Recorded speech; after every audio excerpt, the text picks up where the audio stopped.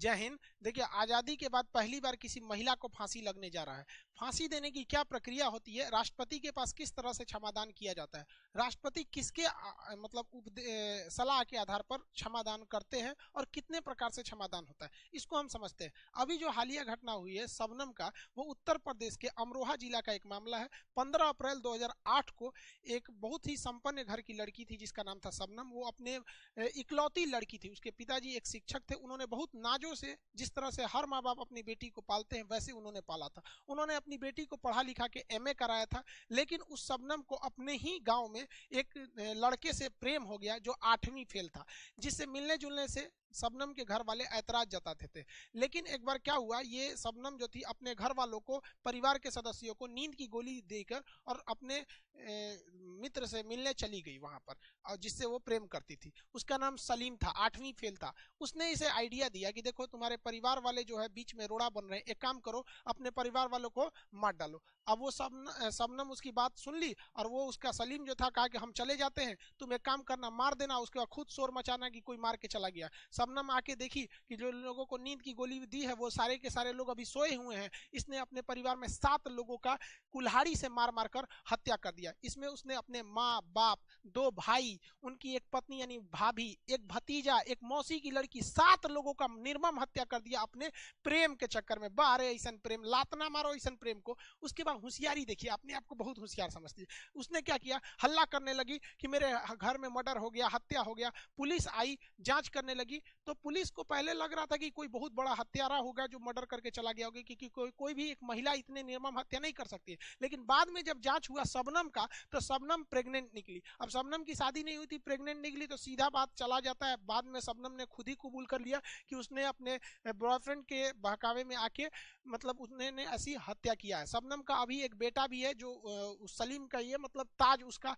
वर्तमान नाम है। इतने जघन्य अपराध होने के बाद district court, high court, supreme court ने सभी ने शबनम को फांसी की सजा सुनाया। शबनम के वकील राष्ट्रपति के पास मर्सी अपील यानी अनुच्छेद 72 का प्रयोग करते हुए दया याचिका के लिए गए थे, किंतु राष्ट्रपति ने भी उसकी दया याचिका को खारिज कर दिया। हालांकि शबनम का छोटा बेटा ताज, उसने राष्ट्रपति से गुहार लगाई कि उसकी मां को मत फांसी दीजिए, क्योंकि उसके ऊपर से वो मतलब एक मां का साया उठ जाएगा। लेकिन भाई जघन्य अपराध करेंगे, आपको छोड़ने का मतलब समाज में एक गलत संदेश जाएगा। तो शबनम को मथुरा जेल में फांसी देने की पूरी तैयारी हो चुकी है। फांसी देने वाला रस्सी बक्सर से आता है। फांसी देने से पहले उतने ही वजन का पत्थर को एक बोरे में रख के लटकाया जाता है, जिससे कि पूरी तरह से रिहर्सल हो। पवन जल्लाद जो निर्भया के दोषियों को फांसी दिए थे, वो भी पहले से मथुरा जेल तक पहुंच चुके हैं। अभी मथुरा जेल को, प्रशासन को केवल डेथ वारंट का इंतजार है। जैसे ही डेथ वारंट आएगा, भारत की पहली महिला शबनम को फांसी लटका दिया जाएगा। अब ये जो मर्सी अपील होती है, इसे किया कैसे जाता है, इसे समझते हैं हम लोग। हमारे संविधान का अनुच्छेद 72 जो होता है, वो राष्ट्रपति को यह पावर देता है कि वो क्षमादान कर सकते हैं। लेकिन यह क्षमादान जो होती है वो टोटली गृह मंत्रालय के अंडर में होती है। एग्जाम में ये क्वेश्चन याद रखिएगा, होम मिनिस्ट्री इसमें महत्वपूर्ण भूमिका निभाती है। यह क्षमादान 5 तरीके से होता है। अगर आप यूपीएससी या फिर पीसीएस लेवल का एग्जाम देते हैं तो ये जरूर याद रखेंगे, 5 कैटेगरी। अदरवाइज छोटा मोटा एग्जाम में तो राष्ट्रपति की क्षमादान शक्ति किसमें है, तो आर्टिकल 72 में, यही बहुत है। पहला होता है क्षमा यानी पार्डन। देखिए, ये सबसे पावरफुल चीज होता है। जब कभी भी राष्ट्रपति गृह मंत्रालय के मतलब सलाह पर, अब हम बार बार नहीं बोलेंगे कि गृह मंत्रालय के सलाह पे, आप समझ जाइएगा कि जब भी डिसीजन लेंगे तो गृह मंत्रालय के सलाह पर लेंगे। तो जब कभी भी राष्ट्रपति कितना भी बड़ा अपराध या कितना भी छोटा अपराध को पूरी तरह उसको माफ कर देते हैं और कहते हैं तुम चले जाओ, तो उसे कहते हैं पार्डन या क्षमा। इसके बाद वो व्यक्ति एक नॉर्मल हो जाता है, आम आदमी हमारी और आपकी तरह हो जाता है। ये इतना पावरफुल होता है कि किसी व्यक्ति के खिलाफ अभी मुकदमा चल ही रहा है, चाहे वो हाई कोर्ट हो या सुप्रीम कोर्ट हो या डिस्ट्रिक्ट कोर्ट में, वो मुकदमा चलने के दौरान भी राष्ट्रपति कह सकते हैं कि नहीं नहीं, इसे हम सजा से मुक्त करते हैं। तो ये ही चीज याद रखेंगे, इसमें पूरी तरह कंप्लीटली माफ कर दिया जाता है, अंडर ट्रायल में भी माफ कर दिया जाता है। ये सबसे पावरफुल होता है। तो पहला हो गया क्षमा। दूसरा जो होता है लघुकरण, इंग्लिश में इसे कम्यूटेशन कहते हैं। लघुकरण में क्या होता है कि सजा का जो नेचर होता है उसे बस बदला जाता है, लेकिन सजा की टाइमिंग को नहीं चेंज किया जाता है। इस बात को हमेशा ध्यान रखिएगा, इसमें केवल नेचर चेंज किया जाता है। जैसे किसी को 10 साल कठोर सजा है, कठोर सजा का मतलब जेल में आपसे कठोर काम करवाया जाएगा। तो किसी को अगर 10 साल कठोर सजा है और राष्ट्रपति को लगता है वो गया राष्ट्रपति से दया याचिका करने के लिए, तो राष्ट्रपति को उचित लगेगा कि भैया इसको माफ नहीं करने लायक है, बहुत खतरनाक अपराधी है, तो राष्ट्रपति यदि उस पर लघुकरण यानी कम्यूटेशन कर देंगे तो उसकी 10 साल की सजा 10 साल ही रहेगी, बस उसका क्या बदलेगा, नेचर बदलेगा। तो कठोर से वो साधारण कारावास में हो जाएगा, यानी 10 साल कठोर कारावास को 10 साल के साधारण कारावास में बदल दिया, यानी टाइमिंग में कोई चेंजिंग नहीं हुआ, केवल उसका नेचर यानी प्रकृति बदल गई, तो उसे कहते हैं हम लोग लघुकरण। अब इसी लघुकरण का एक दूसरा रूप होता है, उसे हम लोग कहते हैं परिहार। देखिए परिहार जो है ये लघुकरण की तरफ मिलेगा, इसमें थोड़ा कंफ्यूज मत हो जाएगा, इसे कहते हैं रिमिशन। इसमें क्या होता है, ठीक इसका उल्टा हो गया, इसमें नेचर नहीं चेंज किया जाएगा, इसमें केवल टाइमिंग को घटा दिया जाएगा, इसमें नेचर चेंज नहीं होता है, टाइमिंग घटाई जाती है। जैसे 10 साल कठोर कारावास है, 10 साल कठोर कारावास है, देखिए इसमें नेचर नहीं चेंज होगा, कठोर का कठोर ही रहेगा, बस टाइमिंग घटा दिया जाएगा, 10 साल से इसे 5 साल कर दिया जाएगा, तो केवल और केवल टाइमिंग घटाएगा, तो इसे हम लोग कहते हैं परिहार के नाम से जानते हैं। ये क्वेश्चन आएगा तो इसमें कंफ्यूजन नहीं होइएगा। क्वेश्चन ये भी पूछता है कि वह कौन सा ऐसा चीज है, मतलब कौन सा प्रावधान है जो फांसी की सजा पे नहीं लगता है। तो देखिए भैया परिहार जो है ना, ये रिमिशन, ये फांसी पे लगता ही नहीं। क्यों? क्योंकि भैया नेचर चेंज नहीं होना है, यानी फांसी का फांसी ही रहेगा, केवल टाइम को घटाना है। तो क्या टाइम घटाएगा, नहीं, इसे आधा घंटा की जगह 20 मिनट फांसी दो। अरे भैया 20 मिनट दो तो 15 मिनट दो, टाइमिंग से क्या मतलब है, टांग दोगे मरबे करेगा वहां पे, तो ऐसा नहीं होता है। तो ये चीज याद रखेंगे, इसे फांसी की सजा पर कभी भी परिहार नहीं हो सकता है। हाँ, फांसी की सजा पे लघुकरण हो सकता है। जैसे किसी को फांसी हो गई है तो फांसी का नेचर चेंज कर दीजिए, उसे आजीवन कारावास में बदल दीजिए।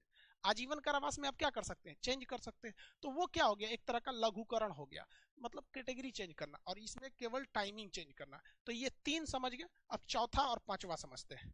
देखिए चौथा जो है वो है विराम। विराम को हम लोग रेस्पाइट्स कहते हैं।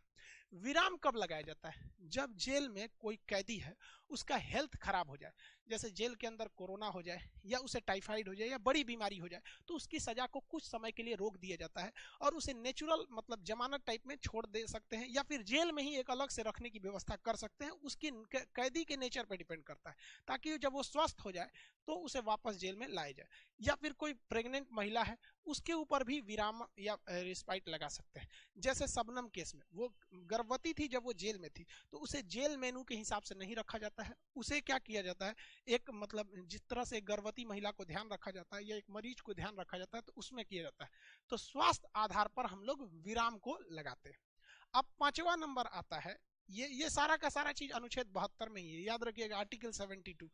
अब आता है प्रविलंबन। अभी तो यही राष्ट्रपति ने लगाया है फांसी पर, इसे रिप्राइव कहते हैं। अभी देखिए प्रविलंबन में क्या होता है, ये स्पेशली फांसी के लिए ही आता है। जब कभी भी सुप्रीम कोर्ट फांसी की सजा सुनाती है तो उसको रोकने के लिए, लेकिन परमानेंट नहीं रोकना है, टेम्पोररी रोकना है, तो टेम्पोररी रोकने के लिए यानी सुप्रीम कोर्ट के फैसले पर स्टे लगाने के लिए राष्ट्रपति प्रविलंबन का प्रयोग कर देते हैं। जैसे सुप्रीम कोर्ट ने कहा कि किसी व्यक्ति को कह दिया आपको 25 फरवरी को फांसी दे दी जाएगी। अब आज की तारीख है 18 फरवरी, तो 18 फरवरी को सुप्रीम कोर्ट ने कहा कि तुम्हें 25 फरवरी को फांसी दे देंगे। तो वकील को लगता है कि भैया 1 हफ्ता मेरे पास टाइम है, हम राष्ट्रपति के पास क्षमा मांगने चले जाएंगे कि भैया माफ कर दीजिए। पता चला राष्ट्रपति गए हैं अमेरिका दौरा पे, तब तो बेचारा को टांग देगा सब यहाँ पे सुप्रीम कोर्ट राष्ट्रपति है ही नहीं है। तो ऐसे कंडीशन में राष्ट्रपति क्या कर जाते हैं, प्रविलंबन कर देते हैं कि भाई साहब एक काम करो, अभी इसकी फांसी की सजा को रोक दो, हम अपना दौरा निपटा के आएंगे या फिर काम हम निपटा के आएंगे, फिर हम इसकी फाइल देखेंगे, फिर हम कहेंगे कि इसे माफ किया जाता है या नहीं। और जब हम कह देंगे नहीं, इसे नहीं माफ करते हैं, जैसे अभी के इसके फांसी की सजा पर अभी भी रोक है, जो शबनम है उसे कहां फांसी दिया गया, हाँ कंफर्म है कि फांसी देना है, लेकिन उस पर रोक लगा हुआ है, किसी को डेट नहीं पता है, हिंदुस्तान में किसी को नहीं पता है, क्योंकि उसके ऊपर अभी क्या लगा हुआ है, प्रविलंबन। राष्ट्रपति ने रोका हुआ है कि जब तक मेरा प्रविलंबन है तब तक फांसी नहीं लग सकती। अब राष्ट्रपति क्या करेंगे, प्रविलंबन हटा लेंगे, तब सुप्रीम कोर्ट एक डेट डिसाइड कर देगी, भैया इस डेट को इसको टांग दो, टांग दो, ससुरी बहुत कूद रही थी, टांग दिया जाएगा, मर जाएगी वहां पे। तो आप ये 5 टाइप का कैटेगरी समझ गए। ये सारा का सारा पावर राष्ट्रपति को अनुच्छेद 72 के तहत मिला था।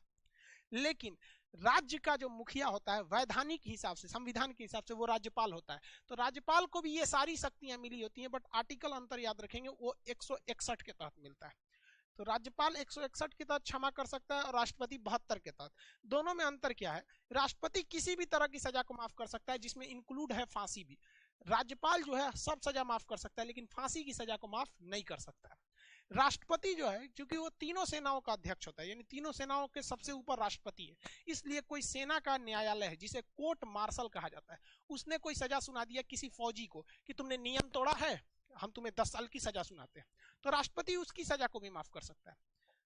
बट राज्यपाल, सेना के मामले में राज्यपाल को कोई पावर ही नहीं है, इसलिए राज्यपाल फांसी की सजा और सेना के न्यायालय में हस्तक्षेप नहीं कर सकते। अब यूएसए का कानून देखिए, अमेरिका के कानून में जो राष्ट्रपति है, अभी जो बाइडेन है, जो बाइडेन भी किसी भी सजा को माफ कर सकते हैं, लेकिन जो बाइडेन भी अमेरिका के राष्ट्रपति, सेना ने अगर किसी फौजी को सजा सुना दिया, अमेरिका के किसी फौजी को सुना दिया कि कर्नल ने, तुमने अपने सीनियर का आदेश नहीं माना, तुम्हें 10 साल की सजा, तो उसमें राष्ट्रपति कुछ नहीं कर सकते। यानी यहां तो आपको दिख ही रहा है कि राज्यपाल से ज्यादा पावर राष्ट्रपति को है, और भारत के राष्ट्रपति का पावर अमेरिका के राष्ट्रपति के पावर से ज्यादा है। किस मैटर पे? मतलब सजा माफ कराने के मैटर पे। तो अनुच्छेद 72 में 5 प्रकार की क्षमा समझ में आ गया आप लोग को। रही बात शबनम की, तो शबनम की फांसी लगना एकदम फिक्स है, और सारी लड़कियों को कहते हैं देखो भाई साहब, माँ बाप के सिवा कोई अपना नहीं होता है, बिना किसी स्वार्थ के उंगली पकड़ के चलना सिखाते हैं, और किसी दूसरे 6 महीना के प्यार के चक्कर में माँ बाप को कोई मार दिया। और आजकल के भी देखते हैं लड़का लड़की भाग जाता है। अरे कभी सोची हो लोग कि भागने के बाद वो भाई किस तरह से समाज में रहेगा? छोटे छोटे बात पर मोहल्ले के लोग ताना देंगे आपके पिताजी को कि तू क्या बोलता है, तेरी बेटी भाग गई थी, तुम्हारा बहन भाग गई थी, तुम्हारा भाई जीना मुश्किल हो जाएगा। आपको क्या लगता है कि दो दिन का लड़का कॉलेज ट्यूशन स्कूल में मिलता है, आपका जिंदगी भर साथ निभाएगा? बस एक बार कहिए ना कि हमको कोई प्रॉब्लम आ गई है, मेरे किडनी में पथरी हो गया, प्लीज हमें ऑपरेशन कराना है, 50,000 रुपए का इंतजाम करा दो, कैसे भी एक महीने के अंदर सब प्यारा का आपका होश ठिकाने आ जाएगा, सब प्यार का होता है। लेकिन जिस बाप के घर में 50,000 रुपए नहीं है ना, वो अपने आप को भी बेच देगा, लेकिन आपके लिए वो करके देगा।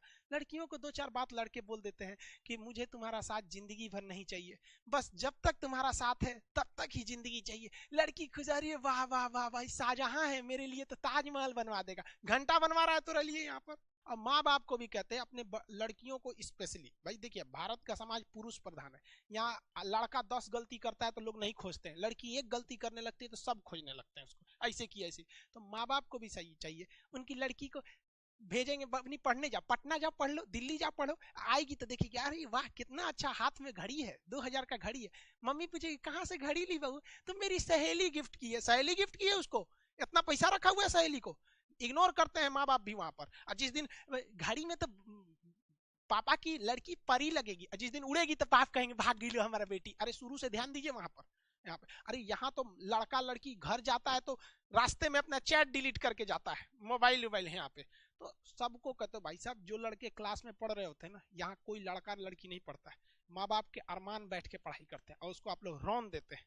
और लड़कों को भी कहते हैं यार प्यार मोहब्बत के चक्कर में मत पड़ यार, मुस्कुराने के चक्कर, लड़कियां का मुस्कुराने पे नहीं जाना चाहिए। वो लड़की जब तो मुस्कुरा के गोलगप्पा वाले की गिनती भुलवा देती है, हंसी पे चल जाते हैं यहाँ पे, सबके साथ वही बतियाएगी सब हंस हंस के। एक लड़का आ रहा था मेरे क्लास में, आया, कहा सर हम सुसाइड कर लेंगे, हमारा मतलब ऐसे हो गया, ब्रेकअप हो गया। क्योंकि काहे सुसाइड करेगा? कह रहा है कि सर उसके जैसी लड़की हमको मिल ही नहीं सकती है, कभी नहीं, दुनिया में मिलेगी नहीं। हम कहे सुन सुन सुन, जब वो तुमको नहीं मिली थी तो तुमको पता था कि ये बहुत अच्छी लड़की है? नहीं ना, मिलने के बाद ना तुमको पता चला। वैसे ही दुनिया में बहुते लड़की है, मिलेगी ना तो उससे भी अच्छी मिल जाएगी।